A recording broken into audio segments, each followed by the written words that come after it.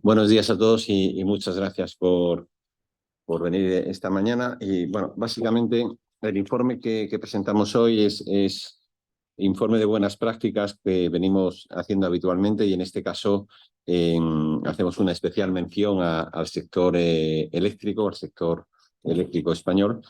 Y básicamente las principales ideas que transmitimos en este informe, como bueno, viene siendo un poco la tradición del Instituto, es la defensa de una buena regulación y de la importancia de la seguridad jurídica para que bueno, sectores, en este caso como el sector eléctrico, puedan tener un desarrollo eficiente en el medio y largo plazo.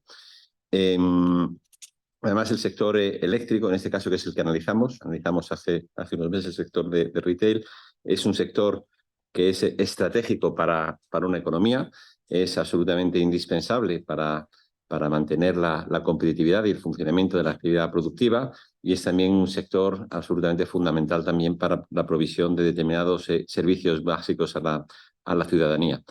Creemos, y en esto es un asunto general, ¿no? que una intervención, control y medidas discrecionales pues son medidas que van en la dirección contraria de las buenas prácticas regulatorias. Creemos que lo que realmente el regulador tiene que hacer es mejorar la protección de los consumidores, de los inversores y de las empresas y a través de actuaciones encaminadas a este triple objetivo pues se considera maximizar el bienestar social. El informe, como veréis, analiza los distintos cambios normativos que se han introducido en el sector y también se analiza la crisis energética derivada del conflicto bélico entre Ucrania y Rusia y las posibles reformas del diseño del mercado eléctrico que se están planteando, ¿no? A la luz de las mejores prácticas regulatorias. Como comentaba, digamos que la buena regulación y la seguridad jurídica es absolutamente fundamental. En España, y lo hemos analizado ya en varias ocasiones, en lo que son los indicadores de gobernanza relacionados con la calidad regulatoria y el cumplimiento de la ley están bastante por debajo del promedio de la Unión Europea, donde España ocupa el puesto 25 de 30 países en cuanto a calidad regulatoria y el puesto 23 de 30 países en cuanto a seguridad jurídica, ¿no? Y esto creemos que es un factor que lastra nuestro desarrollo económico y la convergencia en términos de renta per cápita con los países de nuestro entorno. Como comentaba, el sector eléctrico es un sector absolutamente estratégico. El informe detalla cuál es la importante aportación que tiene el sector al PIB y al empleo y el valor fundamental que este input tiene sobre otros sectores de la actividad, ¿no? Y yo creo que ese es un tema absolutamente fundamental. Y el objetivo, digamos, de una buena política energética y una buena política del desarrollo del mercado eléctrico debería de ser triple. En un primer lugar, mantener la seguridad en el suministro. En segundo lugar, que los costes sean los mínimos posibles, que esto va a redundar tanto en el bienestar de los consumidores, bien sean familias o empresas.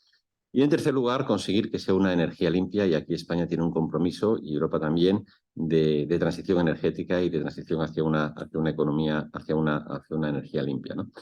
Un aspecto muy importante que el informe aboga es por la apuesta sobre el mercado único eléctrico y energético europeo, ¿no? En los últimos 25 años, el mercado interior de la electricidad se ha afianzado y ha habido cada vez más unos intercambios muy importantes transfronterizos y se ha producido una convergencia de precios entre los distintos Estados miembros, ¿eh? Y es particularmente relevante la integración de los mercados mayoristas de corto plazo de electricidad. Este proceso, como decía, ha generado un aumento sustantivo de los intercambios y, en nuestra opinión, las intervenciones nacionales diferenciadas lo que hace es distorsionar el mercado único y favorece a aquellos países que más presupuesto público tienen, permitiendo compensar económicamente su falta de competitividad. Por tanto, yo creo que España, que es un país con fuentes de renovables baratas y abundantes, como puede ser viento o puede ser la solar, el hecho de no tener un mercado único eléctrico nos perjudica porque, bueno, damos pie a que otros países puedan subvencionar o con buenos recursos presupuestarios puedan alterar, digamos, los precios relativos y hacer que competir de forma artificial con una energía barata como puede ser la que se suministre en España. Por tanto, un primer mensaje que da el informe es una apuesta clara sobre un mercado único eléctrico europeo, donde haya precios únicos y que cada país, pues bueno, pueda producir de forma eficiente su energía y pueda venderla a otros países, ¿no? Ante la crisis de Ucrania es cierto que los países han ido tomando medidas, digamos, cada uno de carácter temporal, medidas extraordinarias, un poco para limitar el aumento del precio de la energía, pero como comentamos, creemos que deben ser medidas muy temporales y se tiene que restablecer, digamos, la normalidad para que tengamos hacia un mercado único, ¿no? Por ejemplo, en el caso español se han tomado medidas que hacen que nuestra industria sea menos competitiva. El hecho de imponer un impuesto sobre el volumen de ventas y no sobre los beneficios a las empresas energéticas es muy ineficiente y genera una distorsión en materia de inversión muy significativa. El caso de la imposición de un cap muy por debajo de lo que está en Europa en el caso español, pues hace que los inversores, lógicamente, prefieran invertir en otros países que tienen un cap por encima del español. Es decir, por tanto, nuestra visión en este informe es que hay que apostar por reglas únicas en Europa y, desde luego, a los países como España, que somos muy competitivos o podemos llegar a ser muy competitivos en materia de producción de renovables, nos interesa interconexiones, nos interesa un mercado único europeo sin distorsiones y sin que haya países que, bueno, que lleven a cabo subvenciones y que compitan de forma artificial con nosotros, ¿no? Como comentaba, cualquier reforma debe basarse en que el mercado eléctrico tiene que garantizar el suministro de electricidad a un coste mínimo, y esto es absolutamente fundamental, ¿no? Desde el punto de vista de la formación de precios, ¿no? Es un tema complejo, el informe hace distintos análisis técnicos, nosotros creemos que tenemos que cumplir varios principios, ¿no? En primer lugar, el principio de mercado. Es necesario que exista un precio de mercado. Es decir, en ese sentido creemos que el sistema marginalista es una buena referencia para marcar, digamos, un precio de mercado y que indique la escasez o abundancia energética. Junto a esto, creemos, como también apunta la Comisión Europea, que es absolutamente fundamental la promoción de los contratos a plazo. Es decir, es absolutamente crítico porque, bueno, pues permite a los usuarios, consumidores o empresas que quieran tener, que no quieran tener incertidumbre respecto al precio energético, poder tener contratos a largo plazo que dé una cierta estabilidad, ¿no? Y por eso creemos que hay que medidas, es decir, la principal fórmula para el desarrollo de los contratos a plazos es a través de lo que se conoce como PPAs, el Power Purchase Agreement, que garantiza, pues bueno, pagos a plazo, lo cual viene muy bien a las productoras de energía porque tienen visibilidad de lo que van a cobrar en el plazo, y también a los consumidores que sean aversos al riesgo, pues también, ¿no? El principal problema que existe en los PPAs, y por lo cual se desarrollan menos, es el riesgo de contrapartida. Es decir, que en ocasiones al productor de energía, el tener un contrato a largo plazo con un cliente que a lo mejor tiene un riesgo de contrapartida, pues le puede generar distorsiones, ¿no? Pero sí existen ya mecanismos que habría que desarrollar más, como los que tiene la empresa pública CESDE a través del denominado Fondo Español de Reserva para Garantías de Entidades Electrointensivas, FERGEI, que está dotado con 200 millones de euros anuales de los presupuestos del Estado para cubrir un máximo de 600 millones, y que son medidas que yo creo que van en la dirección adecuada para fomentar, digamos, como insisto, esos contratos a plazo que benefician tanto a consumidores como a los propios productores, que están más interesados en tener una estabilidad también en los ingresos frente a la volatilidad del corto plazo de los mercados.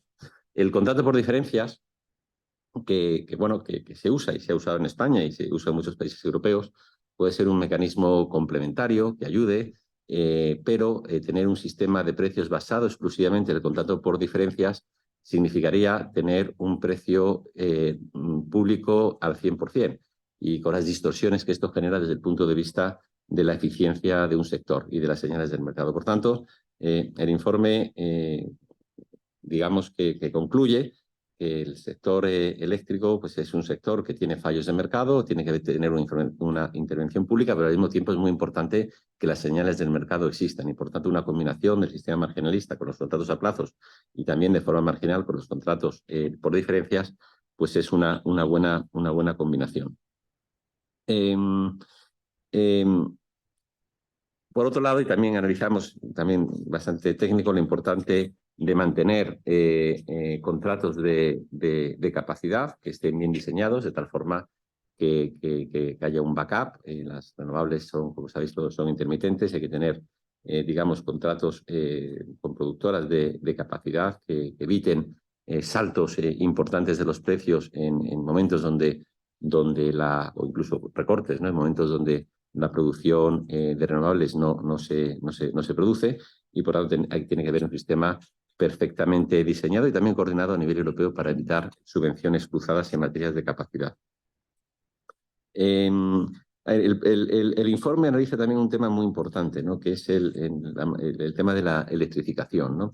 Es decir, va a haber que hacer inversiones importantes en materia de electrificación, no solo por el aumento de la producción energética como consecuencia del aumento del PIB, sino por dos elementos adicionales. En primer lugar, la descarbonización, que va a implicar, lógicamente, una mayor inversión en electrificación, pero también, y si España, y yo creo que lo es un país competitivo, va a haber nuevas industrias que quieran venir a España porque tenemos una fuente de energía barata, competitiva y limpia. Hablo de sectores, pues, por ejemplo, el mundo de los data centers, ¿no? Es decir, ya lo estamos viendo, donde está habiendo mucha inversión internacional de las grandes multinacionales que ven un país con gran potencial porque es un sector intensivo en energía limpia y que puede ser una fuente de energía barata. Por tanto, todo esto, es decir, va a implicar que va a haber un proceso en España, tenemos una gran oportunidad, pero va a haber un proceso importante de electrificación. Estas inversiones en electrificación se van a tener que llevar a cabo por el sector privado y aquí insisto una vez más, tenemos que tener un marco regulatorio estable y un sistema jurídico sólido. Y además es necesario que haya un sistema de peajes de acceso que debe ser diseñado de forma correcta, de tal forma que los costes incrementales sean recogidos, digamos, en este sistema de peajes, ¿no? También el informe concluye que los cargos no relacionados con el suministro deberían de financiarse desde los presupuestos generales del Estado. Hablo de cargos de tipo coste histórico de renovables, subvenciones a islas y déficit histórico acumulado. Son costes de políticas gubernamentales y que tendrían que financiarse fuera de lo que es la tarifa y eso redundaría en un menor coste energético y una mayor competitividad de nuestra economía, ¿no? También creemos que la tarifa regular hemos visto que ha estado basada en el mercado spot, ha generado muchísima volatilidad, muchísima incertidumbre y que hay que llevar a cabo un rediseño de tal forma que posiblemente muchas veces las soluciones del mercado son mejores que la de una tarifa regulada, insisto, basada en el mercado spot. En otros países se usa el mercado forward, pero bueno, se puede buscar un sistema en el cual, pues bueno, el consumidor esté mucho más protegido. Por tanto, creemos que a medio plazo debería diseñarse de otra manera y dejarla exclusivamente para último recurso. También el informe cree que el bono social eléctrico y térmico debería fusionarse en un solo único instrumento de ayuda, por supuesto, a todos los consumidores vulnerables, con el objetivo de facilitarles el pago de la factura energética. Y creemos que también, que desde el punto de vista económico, es mucho más eficiente, manteniendo el mismo importe, sustituir los actuales descuentos porcentuales en el precio por ayudas directas a los consumidores considerados como vulnerables. Yo creo que desde el punto de vista económico tiene un sentido mucho mayor, ¿no? En definitiva, y yo por concluir, creemos que nos encontramos en el mundo de las renovables en España con una magnífica oportunidad. En primer lugar, tenemos grandes empresas proveedoras tecnológicas del mundo de la energía limpia. Tenemos recursos naturales, viento, también solar. Y España, pues bueno, está en una posición magnífica para ser la punta de lanza digamos, de ese sector en Europa. Y para ello, y poder aprovechar bien, digamos, esta gran oportunidad, en primer lugar, La conclusión es que tenemos que tener más Europa, tenemos que apostar por un sistema único, un mercado único eléctrico europeo, porque somos competitivos y vamos a ser capaces de aprovechar esta competitividad para exportar energía a Europa. En segundo lugar, es absolutamente imprescindible tener un marco regulatorio estable y es muy importante también el tener una seguridad jurídica. Todos estos van a ser elementos que permitan que el sector privado se desarrolle de manera eficiente. Y estos son, a grosso modo y muy rápidamente, las principales conclusiones del informe.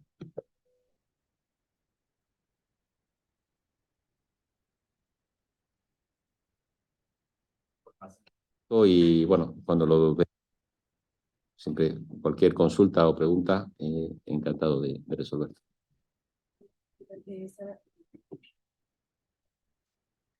¿Qué tal? Muchas gracias. Sara Ledo, del periódico de Cataluña.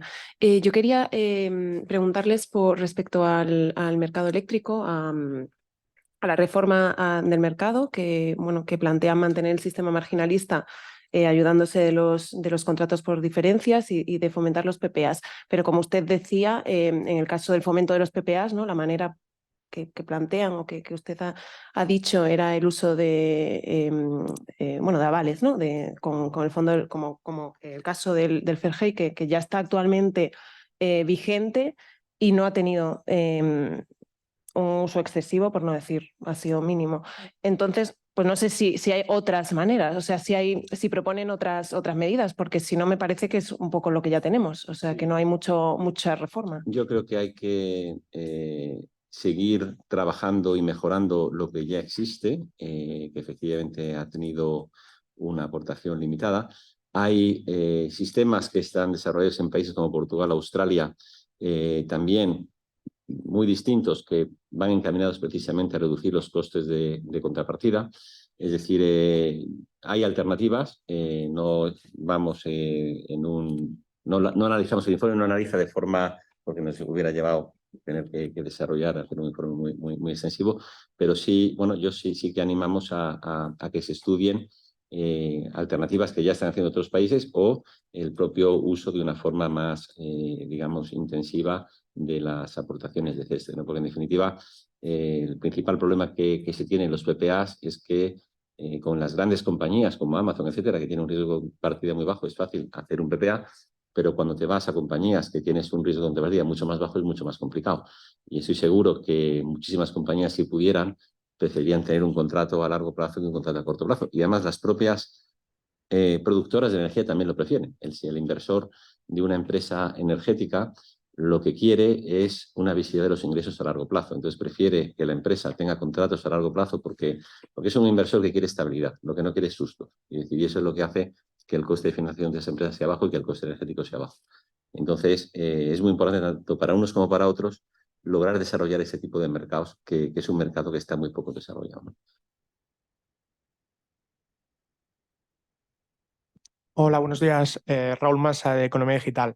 Se menciona que una de las principales conclusiones, o si no la principal, es lo de más Europa, pero ¿cómo se puede ir hacia más Europa cuando los mix energéticos de algunos países son tan diferentes?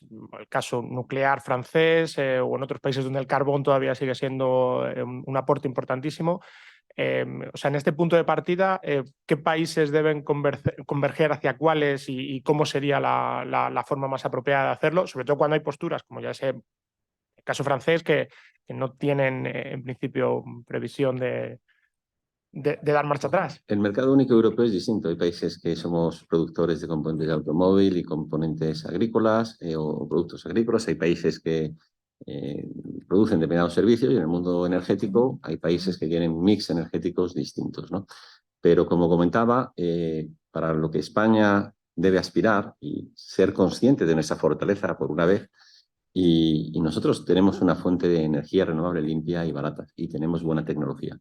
Entonces, ¿en qué sentido queremos más Europa? En primer lugar, en que haya mayores interconexiones, es decir, y que se pueda transportar esa fuente de energía limpia y barata desde España al resto de Europa. En segundo lugar, que no haya 17 o 18 marcos regulatorios distintos, porque como comentaba anteriormente, al final al que va a beneficiar es al país que tenga mayor presupuesto y que pueda utilizar su presupuesto para distorsionar en su país el precio de la energía. Y eso, imaginaros, si en el mercado único, ¿no? Un determinado sector, el automóvil, pues no hubiera 17 reglas distintas y de repente un país pues puede usar su dinero público para subvencionarlo. Pues lo mismo desde el punto de vista energético. Creemos que España es un país que se puede ver muy perjudicado si tenemos 17 marcos regulatorios distintos, porque va en nuestra contra, porque es que somos competitivos. Entonces yo creo que a nivel de principio es una cuestión que debemos de defender, ¿no? Y luego, afortunadamente, en España yo creo que también tenemos un buen mix energético actualmente y tenemos una seguridad en el suministro. De hecho, para Europa, el hecho de que haya interconexiones va a hacer que a nivel global las energías sean más baratas y también que haya una mayor seguridad en el suministro. Es decir, independientemente de que en el corto plazo pues haya países que puedan verse, que puedan estar en una situación más negativa, pero que al final yo creo que el tener una fuente segura en Europa y barata en el medio plazo va en beneficio de todos, independientemente de que en el corto plazo pues puede haber, digamos, intereses contrapuestos, ¿no? Hola, buenos días. Soy Pilar Blázquez de La Vanguardia. Tenía una aclaración y una pregunta. No me queda muy claro cuál es su posición en cuanto al rediseño del PVPC que acabamos de conocer. Me ha dado la sensación que decían que solo se aplicara al bono social y a los vulnerables. No sé si es así o no. Lo que es el precio regulado, creemos que no ha funcionado en el sentido de que ha tenido que está basado en el mercado spot y eso ha generado muchísima volatilidad y que precisamente a la gente que acude a un precio regulado es el que quiere tener una mayor estabilidad en lo que paga de la energía y no debe tener esas volatilidades. Y muchas veces el propio mercado te da soluciones mejores. Es decir, si pudiera haber un mercado a plazo, digamos, bien desarrollado, pues a lo mejor podríamos tener un precio regulado, no en el spot, sino en el largo plazo, ¿no? Es un poco el mensaje, ¿no? Pero la semana pasada se aprobó eso. La semana pasada se aprobó una reforma del PVPC que ligaba, bueno, que plantea desligarlo del spot y... Eso es creemos que es una buena medida. Es decir, todo lo que sea desligado del spot y que esté vinculado a largo plazo y que tenga una estabilidad, nos parece que es una medida adecuada, ¿no? Creemos y que muchas veces el propio mercado te puede dar la solución sin necesidad de regularlo. Es decir, si tú tienes un mercado que te cotiza la energía a 3, 4 años, pues el consumidor que quiera tener un contrato a 4 años a un precio bajo, pues lo puede tener, ¿no? Es decir, que a veces también el propio mercado no hace falta, el propio mercado te puede dar la solución. Y lo que es importante, y vuelvo a insistir en el principio que comentaba anteriormente, es que haya un diseño del sistema que permita el desarrollo de los contratos a largo plazo, ¿no? Es un poco a nivel de principio. La otra duda que tengo es, a la hora de plantear un mercado único sin 17 reglas distintas, ¿qué incentivo puede tener en Europa un país como Francia, al que le interesa mucho esto y que no quiere conexiones con España porque sería una competencia de su nuclear con las renovables? No sé cómo se puede o qué papel puede jugar España incentivando esto, visto lo que pasó ayer. Lo importante de España, primero, que mantenga la posición. Es decir, que yo creo que España lo que tiene es que defender un mercado eléctrico europeo, y es que eso es una reivindicación muy antigua de España, de los últimos 30 años, pero que cada vez más España es un país que con un mucho mayor potencial desde el punto de vista energético, ¿no? Y al final, si queremos tener una energía limpia y barata, pues bueno, hay muchos países europeos que yo creo que se verían beneficiados de tener seguridad de energía limpia y barata y de suministro, ¿no? Es decir, que yo creo que en el medio plazo Europa tiene que ser consciente que tenemos que acelerar lo que es el mercado eléctrico europeo y España debe ser de los países que abanderen, digamos, esta iniciativa, ¿no?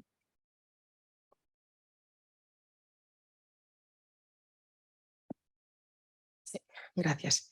Buenos días. Yo voy a hacer casi una repregunta. La semana pasada el presidente del gobierno presentó el semestre de la presidencia europea y en ese discurso que hizo avanzó una prioridad que será precisamente impulsar la reforma del mercado eléctrico para acelerar el despliegue de las renovables, reducir los precios, etcétera, etcétera. Entonces yo quería saber cuál es el papel que tiene España y qué puede aportar España en esta presidencia, más allá del presidente que esté en estos momentos, que no sabremos quién será. Y luego, por otra parte, él también plantea una cuestión que es agilizar la tramitación de los expedientes legislativos. Yo creo que esto es un gran problema en España, ¿no? Los expedientes que están paralizados y que impiden que estas industrias o empresas vengan a España o las propias españolas e inviertan en renovables, que es lo que verdaderamente nos interesa. Bueno, nada más. Gracias. Yo creo que España, al margen de la presidencia, que bueno, lógicamente te da cierta capacidad de iniciativa, es un país de los 4 países grandes de Europa y donde lógicamente nuestra voz se tiene que escuchar, y sobre todo en un sector como el eléctrico y energético, donde España, pues bueno, es un país importante, ¿no? Y respecto de la segunda pregunta, yo creo que es uno de los temas absolutamente fundamentales, no solo en España, sino en Europa, ¿no? Agilizar los trámites administrativos, agilizar las licencias, es decir, si queremos realmente cumplir con los objetivos del año 35, de que no haya coches de combustión, de energías limpias, años 50, 250, etcétera, esto implica un esfuerzo muy significativo en cuanto al aumento de la producción y la electrificación. Y el aumento de las renovables, si no se produce una ruptura de los cuellos de botella y una mayor, aceleración de la otorgación de licencias y esa serie de cuestiones y permisos administrativos, pues lógicamente no vamos a llegar. Nos encontramos, yo creo que ahora mismo bastante retrasados en materia de electrificación, y yo creo que es muy importante que también se diseñen sistemas que sean eficientes y sean más rápidos, ¿no? Y posiblemente esto no solo aplica a España, sino también aplica a Europa en general, ¿no?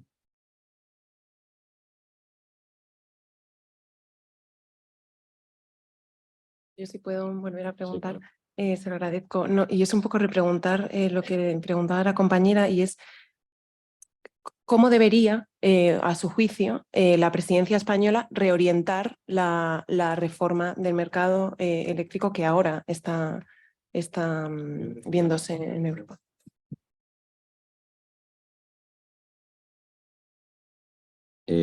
La eliminación de una fragmentación del mercado eléctrico a través de distintas legislaciones. Yo creo que tenemos que ser conscientes que el dar pábulo a que cada país pueda regular el sector eléctrico a su manera nos perjudica, y yo creo que es un principio que se debería de defender. Es decir, al margen de las medidas que con carácter temporal se hayan tenido que producir como consecuencia de la guerra entre Ucrania y Rusia, España debería apostar claramente por un sistema unificado de reglas en Europa.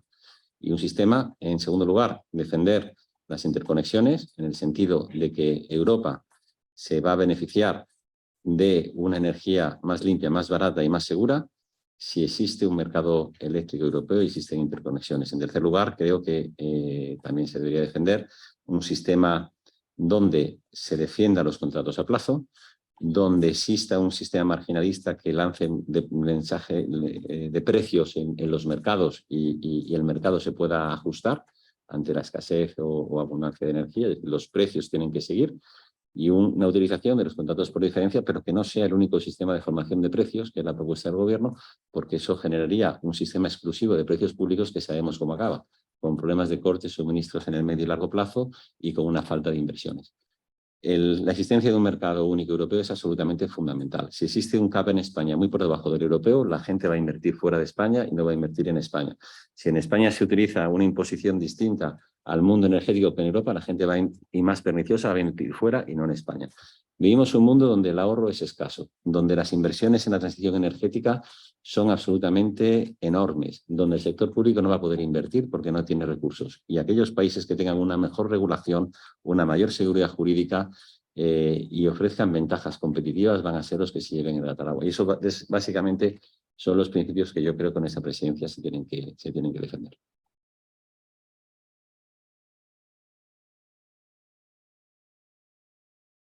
De todas formas, bueno, es un informe un poco denso, con alguna fórmula que otra, que bueno, si tenéis alguna duda o... Y luego en el tema me preguntabas también qué es distinto que es el tema del bono social. Lo que nosotros comentamos es que creemos que es más eficiente, en vez de, digamos, una reducir proporcionalmente el precio es por el mismo importe dar un cheque, un dinero. Es decir, que las personas, desde el punto de vista económico, es mucho más eficiente. Es decir, porque si tú subvencionas el precio de la energía, pues bueno, vas a tender a consumir más energía. Si yo le doy el dinero, puedo reducir el consumo de energía y gastar lo que me sobra en otra cuestión. Es un tema filosófico, ¿no? Sería A cargo de los presupuestos. Pero redundaría en una mayor eficiencia energética.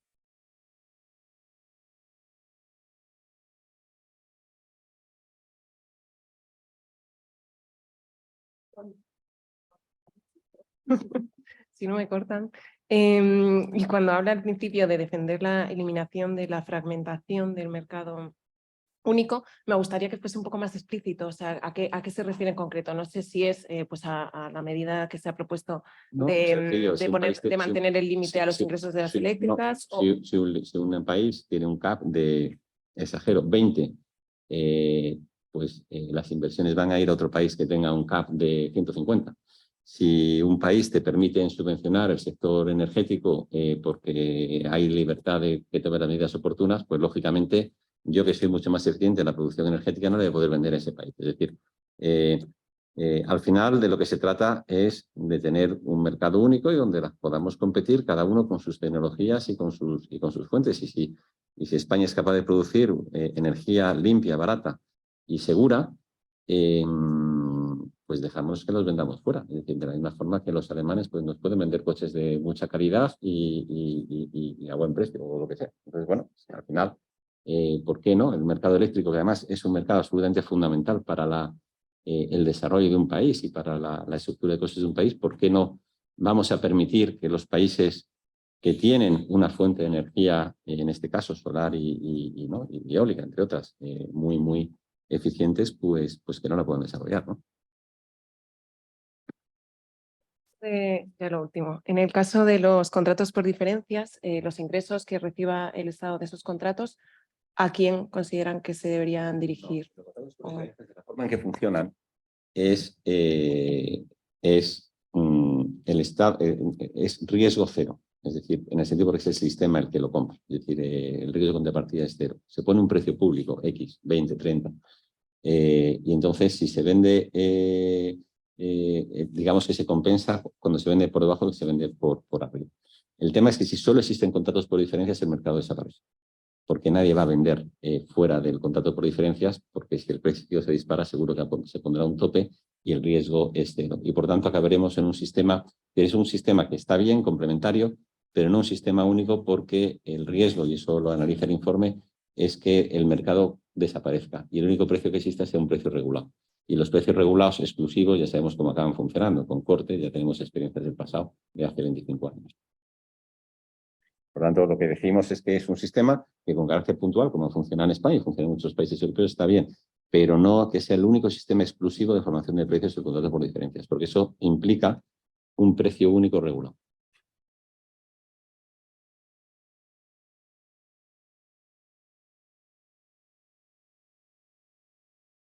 Pero bueno, no sé si se ha aclarado. Es bastante técnico, pero oye, encantado de Gregorio y el equipo que se han trabajado el informe durante bastantes meses. Cualquier duda os la podrán resolver, ¿no? Claro, yo creo que es un informe interesante y bueno, hemos tratado de aportar con el objetivo final básicamente de los 3 principios: energía limpia, lo más barata posible, acelerar las inversiones y segura, ¿no?, en el suministro.